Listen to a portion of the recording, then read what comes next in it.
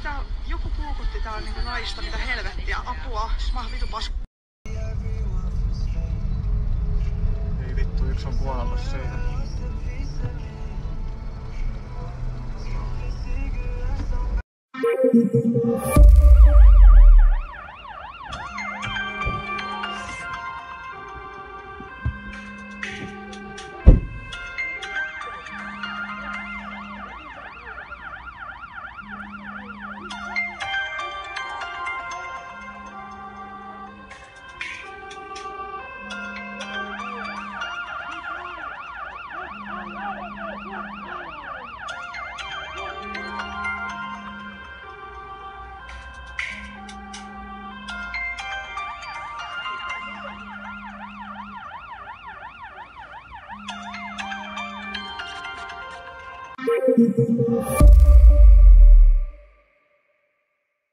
So I'm going to ask these guys like what they think of it.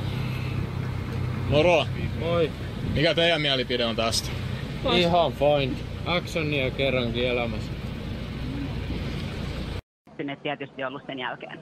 No sanotaanko, että tekijä oli, se mitä nyt siinä tietysti näki siinä 20 metrin päästä, niin pitää sanoa, että ei kantasuomalainen, eli suht tumma iho, tummat hiukset, ei kantasuomalainen ihminen, hoikka, ehkä nuorehko mies. Poliisi